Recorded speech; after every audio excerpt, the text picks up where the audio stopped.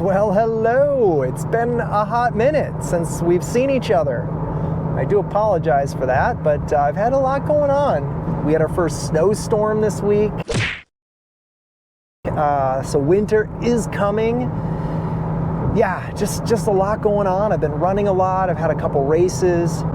But we're doing something fun today. So I'm heading down to the valley, down into the Phoenix area, and I'm gonna be hitting up a couple motorcycle shops today. So the short story here is I've talked about before, I'm replacing my Himalayan. That's my plan. I'm gonna replace it with a newer middleweight adventure bike.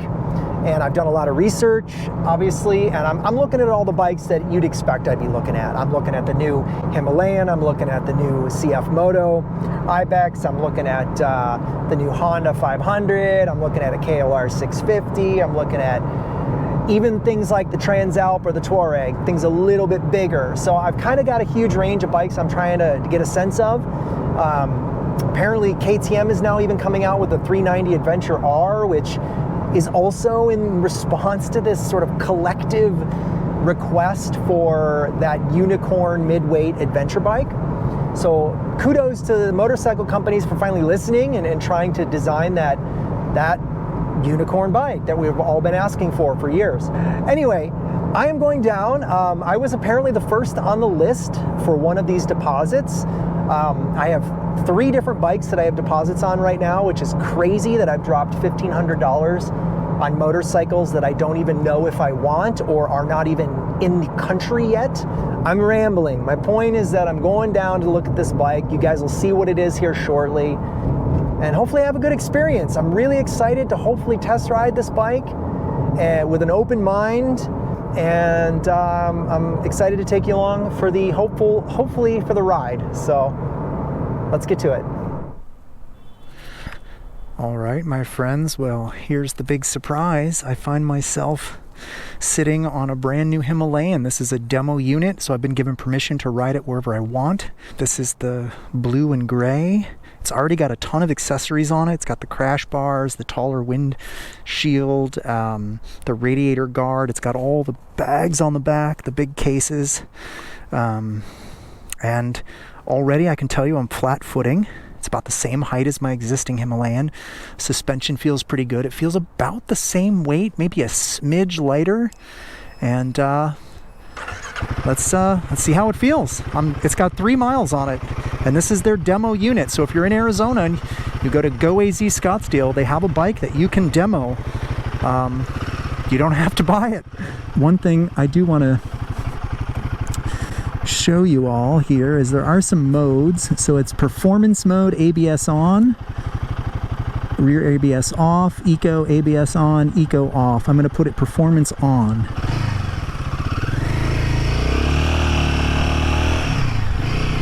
That's definitely got some kick. It's definitely got more acceleration than the existing model.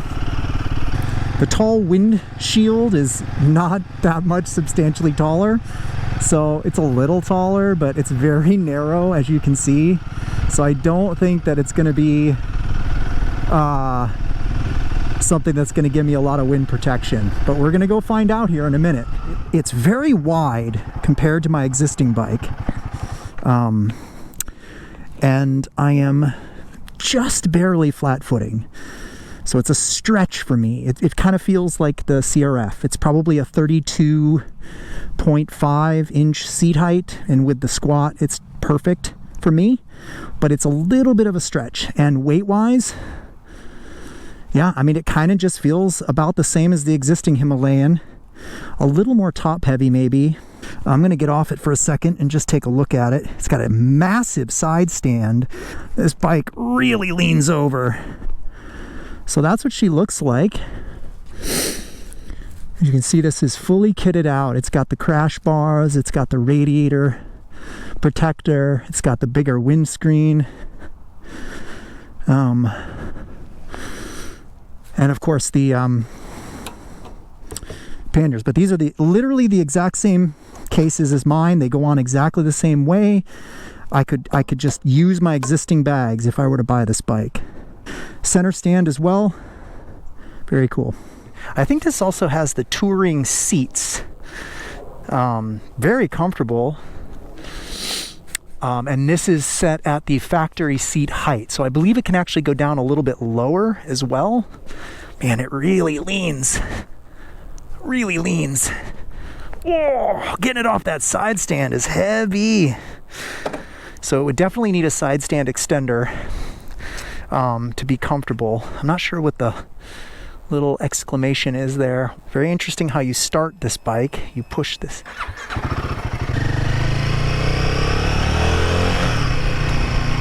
I suppose the easiest way to describe it is it feels like a Himalayan.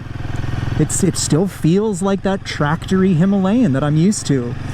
It just feels like a beefier version of my 411. I mean, it really does. All right, so we're gonna take it out on some roads now. I'm gonna do a little loop around the parking lot.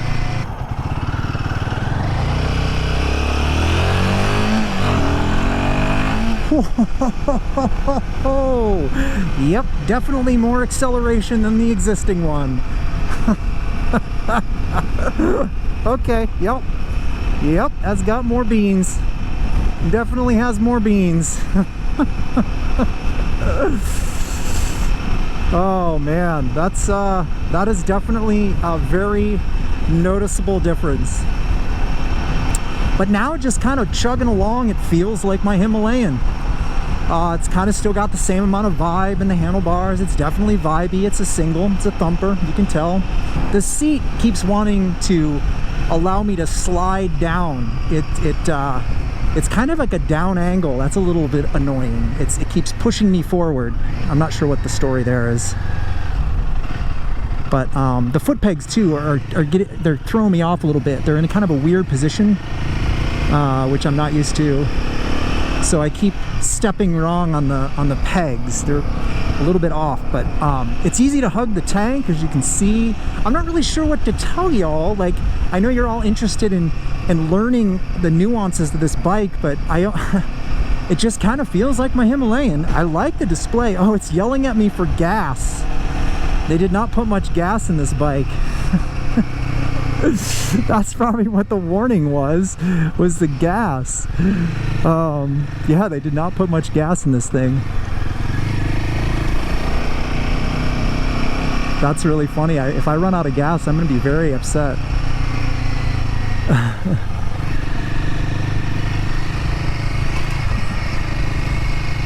All right.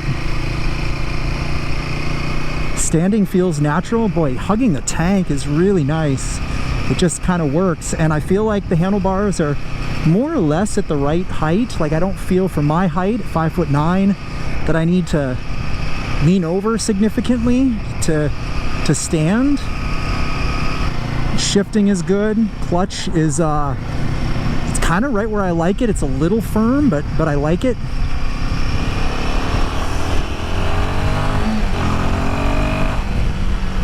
Okay.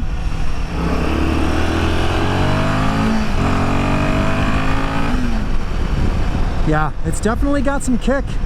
All right, this is a ride-by-wire. I keep forgetting that. There's no physical cable, so there's no slack in the throttle, which is a little bit interesting. I'm not used to that. Yeah, that is something. It's different. It feels the same, but I do notice subtle responses that are different than what I'm used to. And again, there's no throttle slack. It's just completely tight all the time, which is strange to me. I've never had a bike that was not a physical cable. So yeah, the clutch is it's not a light pull. It's a decent pull.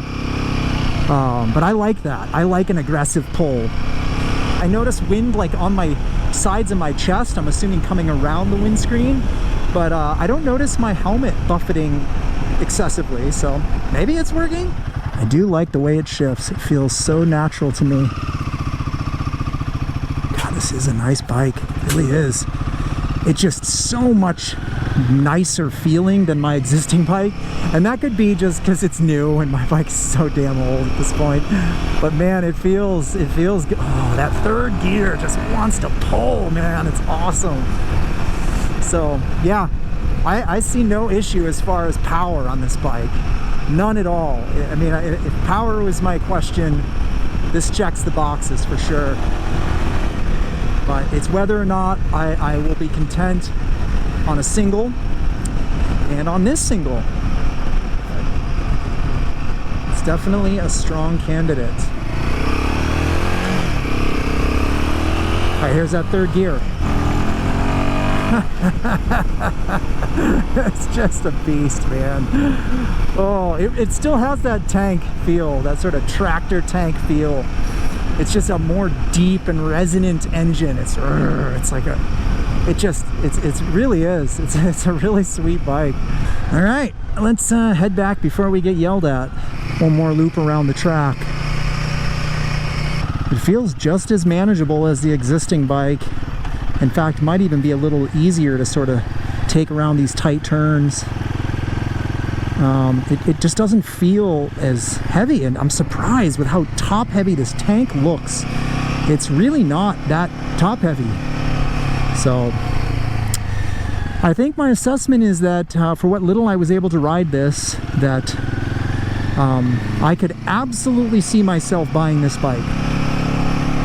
So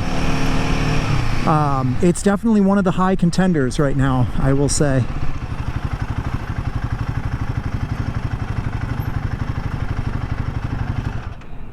All right, so I'm back home and I've had plenty of time to let the experience from today sort of digest a little bit, and I think I'm ready to share some thoughts on the Himalayan 450. So the first thing I would say is, if you are one of the people who is just getting into motorcycling, or maybe you're transitioning into adventure riding, or maybe you were like me and you had many years where you weren't riding and now you're coming back into the fray, I think that the Royal Enfield 450 Himalayan is an absolute brilliant motorcycle, and you will not be disappointed if you buy one. I think if I were just getting into motorcycling today, and like I was 4 years ago, I would absolutely buy this motorcycle. It will do everything you want it to do. It has solved all of the issues, as far as I can tell, with sort of the anemia of the 411, and it's given it more power, more pep, more response. I mean, yes, you might have to put some beefier tires on it or a better skid plate if you want to do a lot of off-roading, but whatever, you're going to have to do that on any bike. My point is that all around, it is an absolutely brilliant bike, and I highly commend Royal Enfield for actually listening to their customers and for actually building a motorcycle that was what people wanted, what people requested, and deals with some of these shortcomings of the 411. Now, if you're like me and you're coming from a 411 and you're specifically curious as to whether or not you should upgrade, well, then there's a little bit more nuance to my response. And here's what I would say. It really depends on what it is that you love about your 411. If you just love sort of the looks and the aesthetic, that 1940s World War II Steve McQueen utilitarian look, well then yes, the bike has changed, and it's a lot more modern, and while there are hints of sort of the old spirit that have been ported over into the new model, it's definitely an entirely new redesign. So you have to get used to that. If you like just the looks, well then you might be disappointed. But if you're like me, and what you love about your 411 is its character. So I don't know how to express this in words, but I have 12,000 miles on my Himalayan, and what I've come to love about it is just how Himalayan it is. So how it feels, how it sounds, how it responds. If you put me on 30 motorcycles, I would immediately be able to tell you which one is the Himalayan, just because I've come to learn how it feels and how it sounds and how it tractors, and just everything about its character, its spirit, its soul has a feel to it. And that is what I love about my Himalayan. And so I will admit to you all, when I started seeing some of these early reviews of the 450, there was a common theme that I was hearing. And the theme was this. People were saying, the new 450 is an entirely different bike. It's an entirely new experience. And that kind of bummed me out, because I don't want a new bike. I want a 450 that's a 411 with more power. Like, I want my 411 just with more power. And to the point where I was even considering like a big bore kit or something. And so when I heard that it was an entirely different experience, I was kind of like, oh, well, then it's not a Himalayan anymore. It's something different. So I was kind of bummed. But I'm here to tell you, after my 30 minutes at least on the bike today, that I fundamentally disagree with that assessment. And I'm here to tell you that from the moment I sat on that bike through the entire 30 minutes of my ride, it 100% felt like a Himalayan. It sounded like a Himalayan. It responded like a Himalayan. The only difference was that it was more powerful and it responded quicker. So I felt like if you would have blindfolded me and put me on this bike and asked me what it is, I probably would have said, I don't know, a 411 with a big bore kit, right? I mean, it truly feels identical to the 411 to me, just with more power. So I was very surprised by that, and I was pleasantly surprised. I really did not think that this test ride was going to go well. I thought I was going to be like, it's just this weird new bike. And I came away basically like, well, shoot, I don't know what to do now, because this is basically a 411, but just beefier with more caffeine. I'm kind of in an awkward position now because I was the first person to test ride the demo unit of everyone in Phoenix. And I have a history with this dealership. And so they were like, look, we want to put you on the first on the list of the actual ones we have coming in. And the guy said that basically any color or style I want, he will put in the order for. So I said, well, I'd want black with tubeless rims. And he said, I can order that. So I was like, damn, I need to think about this. The other thing that I found out today, which is kind of like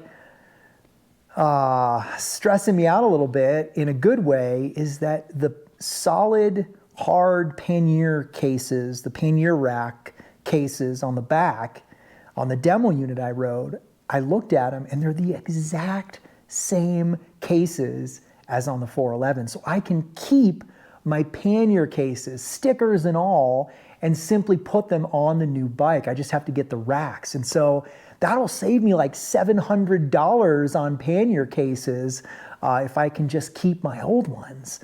They also gave me a decent price on a trade-in. So I'm like, I really don't know what to do now. So yeah, I did have the wherewithal to walk away and not make a purchase today, which I was very happy about. They do have a deposit, and they said as soon as I call them, they'll pull the trigger and basically order the bike I want. But I'm really bummed that I can't ride all of these other bikes that I want to ride soon. Like, I really want to ride the Ibex 450, but due to production issues and importing issues, they're not going to have them in the States until Christmas time. And I did test ride a KLR 650, and I liked the Himalayan better. I test rode a Tenere, but it was way too big. And I test rode, what else did I test ride? I test rode something else, and I've already forgotten what it is, so I guess it really wasn't that impressive. But I'd like to test ride the Honda 500 and maybe a couple other bikes. But for now, the Himalayan, man, it's really, really surprised me on how Himalayan it was. It truly was a Himalayan at its core, just better without the anemia. It really is a brilliant motorcycle. So if you love your 411 because you love its character, the new 450 has the same character, man. It really does. It feels like a Himalayan. So that's my big takeaway. Thank you guys for following along. I know this was a long video, but I really needed to think about my experience. So for now, the garage is as it is. I don't have any plans on bringing a new bike home, especially with winter now knocking at the door. But all right, well, battery cut out there. So that's the end of my video. Take care, everyone. Be safe out there, and I'll see you in the next one. Bye.